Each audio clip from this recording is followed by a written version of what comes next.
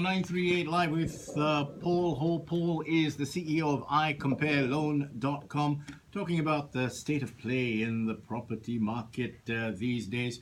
Paul, we've seen private residential properties see an upswing. Is this only because of the Enbloc fever that we've been experiencing?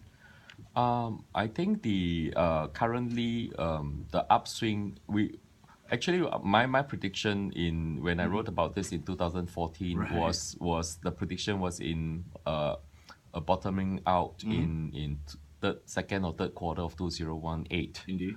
Right, and then the the property would start to rise, towards the 2019, and things would look more rosy and happy in time for the election in 2020, right? So I mean, without taking any particular sides to the political story, I think every country will want the property segment, be it job healthy. segment or any other segment, to be happy and healthy, so that will enhance the electoral chances of parties, right?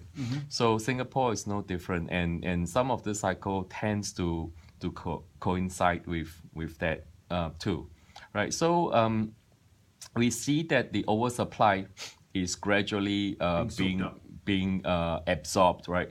Even though it's still not that good. I would say that from 50,000-60,000 of supply in the pipeline has dropped to about 42,000 right now. So the supply in the pipeline has dropped. Vacancy rate also, it peaked at, if I recall, a few quarters back, it peaked at 8.9%, and now it has the last quarter is gone down to 8.1%, but it has slightly risen to 8.4% vacancy again. So the supply in the pipeline and the vacancy rate is still high. So we are seeing a recovery of sorts, maybe partly due to the Enbloc. The sentiment has improved, and of course it also helps that foreign developers are vested in Singapore, right?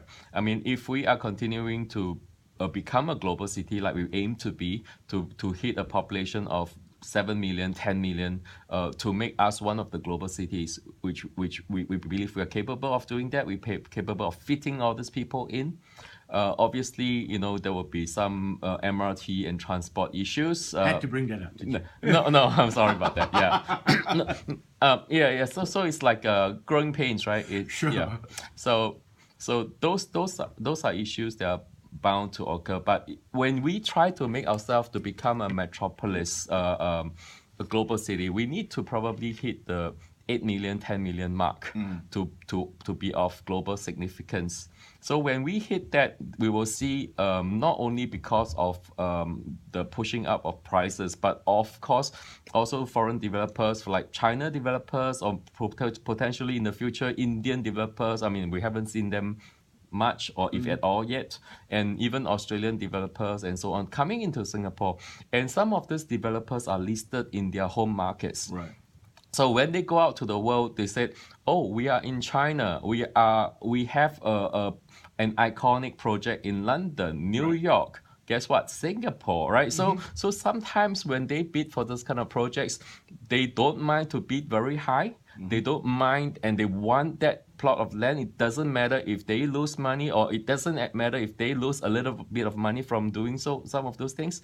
First and foremost, because they are wealthy. Second is because they can signal to the market back at home that they are aggressive, they are a global player. So sometimes by virtue of that, they could convince the local market that of this and that, they actually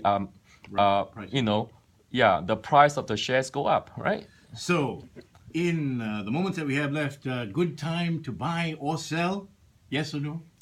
I think it's always a good time to buy if you're buying for your own stay, right? Because if you are currently renting a place, you're renting a place for $2,000, $3,000, right? For example, right. Unless you're renting a room. But if you're renting a whole flat or whole condominium, easily $3,000, right?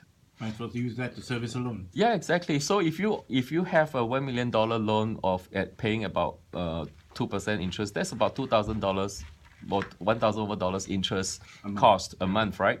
So it versus paying $3,000 and $2,000 of interest cost, you actually make $1,000 of savings. Obviously, your mortgage repayment maybe not be $3,000, it could be like $4,000, something like that. So you have a bit of a forced savings plus a bit of extra money you have to put in. And we're going to have to leave it there. Paul Ho. Paul is the CEO of I Compare Loan. If you want to hear more of this, we have encores on the weekend, or you can hit us up on our Facebook page, 938 Now, and put a question to me, and I'll put it to Paul. Paul, thank you so much for making it in.